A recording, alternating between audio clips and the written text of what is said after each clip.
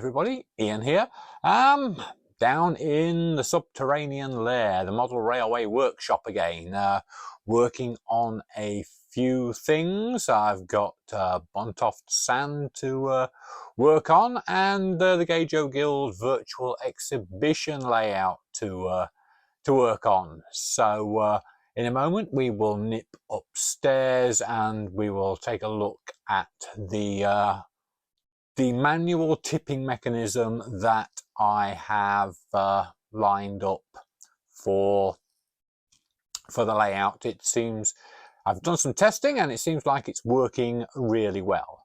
Then after that we will go into the garage and we will take a look at the method that I'm using for passing the current between the fiddle yard cassettes and the layout. So I found another really simple idea online, and I'm going with that, and it's looking pretty promising. So without further ado, let's get into the spare room and take a look at Bontofts.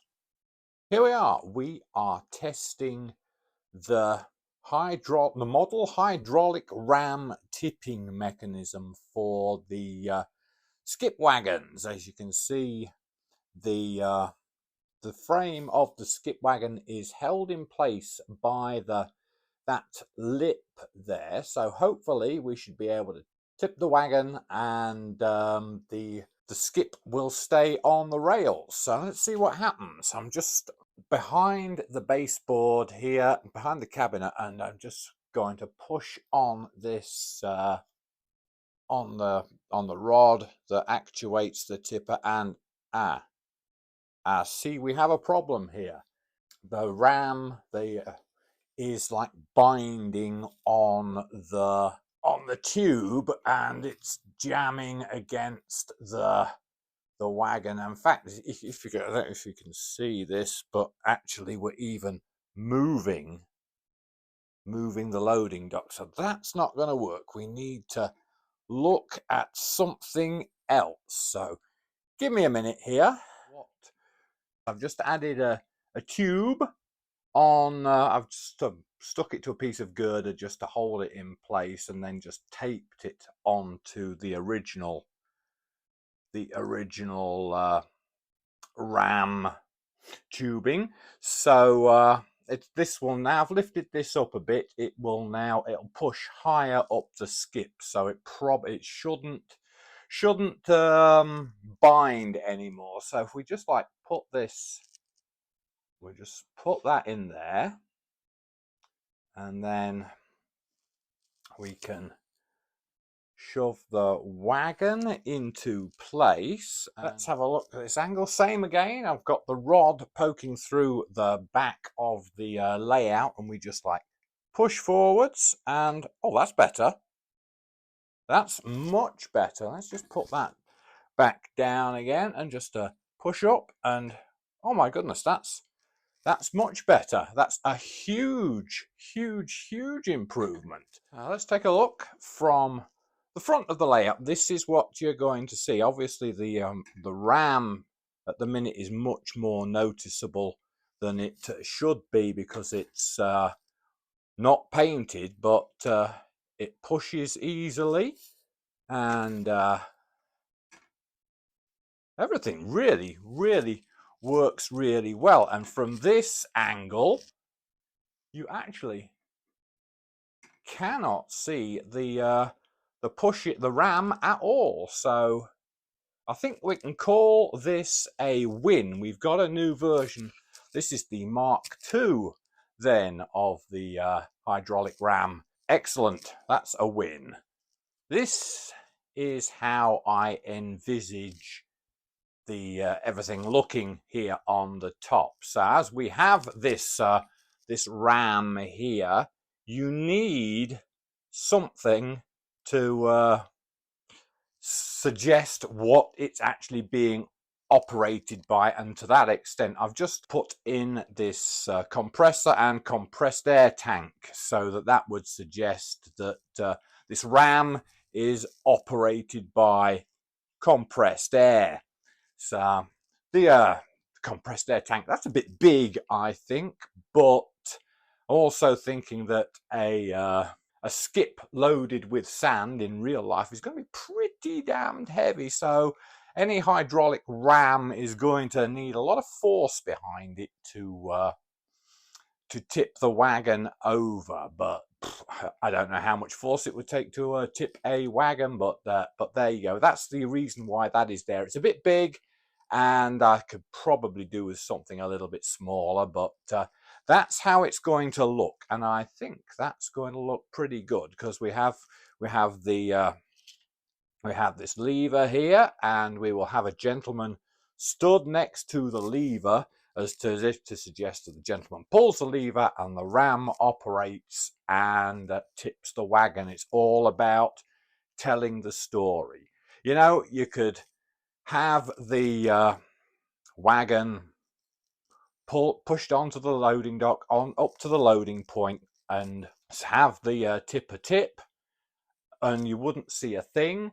But that doesn't tell a story. So if you have a gentleman stood here next to this operating lever, that implies, to my mind, that implies a process.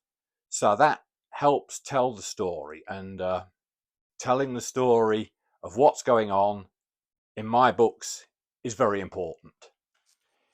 In the garage then, and well, it's a momentous day in the garage for the Gage O Guild virtual exhibition layout. We had a big delivery from England, so let's just zoom in. I'll show you something that I feel really, really good about.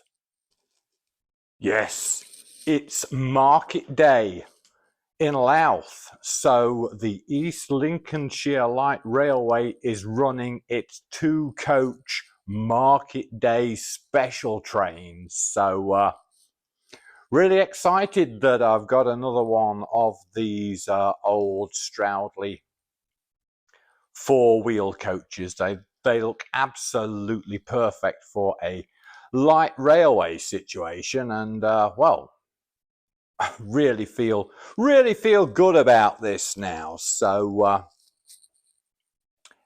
just had to report on this one. This is really, really neat. So shall we run the market day special?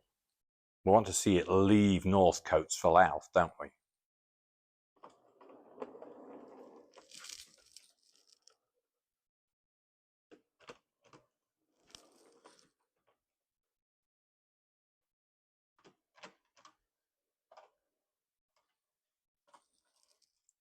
I also received a delivery of figures from Model U in the UK. I've got some passengers, platform passengers, station master, and loco crews for both the Manning Model K class and the Terrier as well. So looking forward to getting those painted. In fact, well, I'm not going to paint them. My wife is going to paint them.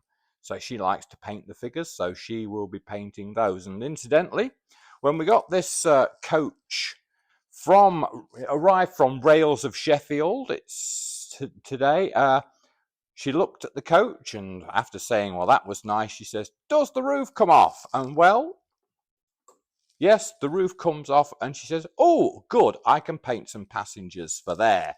So the market day train is going to have passengers in it. Excited for my wife to paint those at some point. Well, I've got to order them first. But we'll get started on the loco crews and the station master and all that stuff. To finish off with for this week, a quick look at how how we're carrying the current between the layout and the fiddle yard cassettes. As you can see, I've got my little single coach train or rail car cassette in at the moment because it's the only one that's sorted out for this method. And you can see I've got some copper tape there that's stuck all the way around the cassettes and soldered to the rail.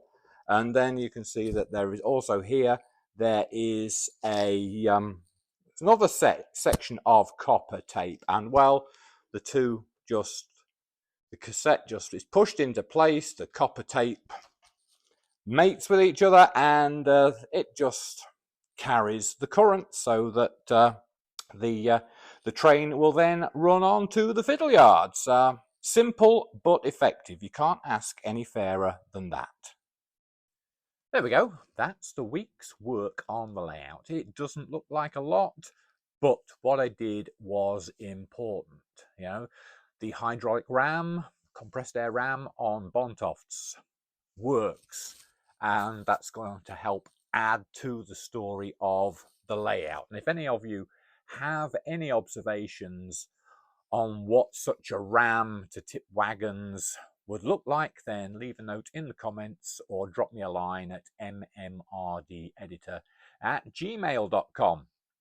And similarly, the cassettes, the contact of the cassettes between the cassettes and the layout on North Cotes, that's important because, well, I can't run the layout if I can't get trains off the cassettes and into the layout itself. So that's good. So I can now get on and build the other cassettes.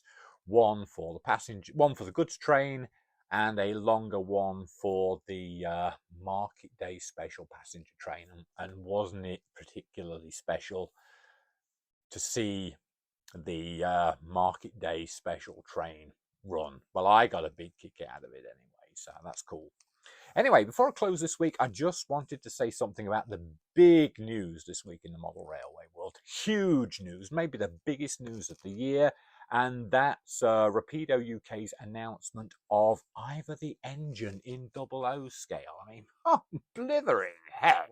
The model railway forums went bonkers, didn't they? I mean, who would have thought that a model train based on an originally 1950s paper cutout stop frame animation TV show was going to be a big seller?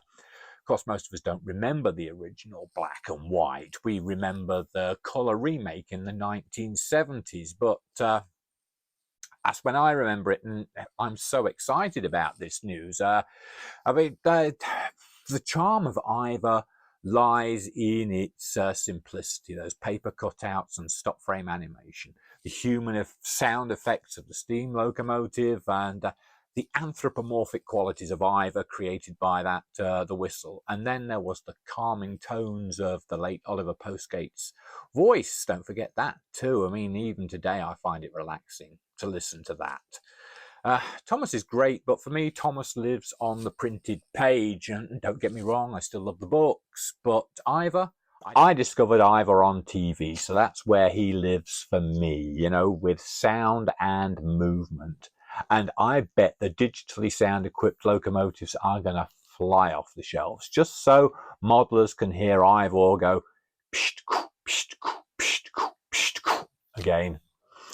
I want an Ivor set, if only just to take me back to my childhood. In fact, I too want it with digital sound, and that would be truly ironic, wouldn't it? You know, I've resisted DCC sound for so long, and yet it takes an imaginary train from a TV show from my childhood for me to even consider taking it up. Anyway, enough of nostalgia. Next week, I'm going to do something a little different. I'm going to talk about a layout that I'm planning, and I'm going to take you through my design thoughts and the early stages of working on the layout. So hopefully that will be of some interest to you. So I will see you then. And in the meantime, build that model, lay that track, run that train, and above all, have fun. See you next time.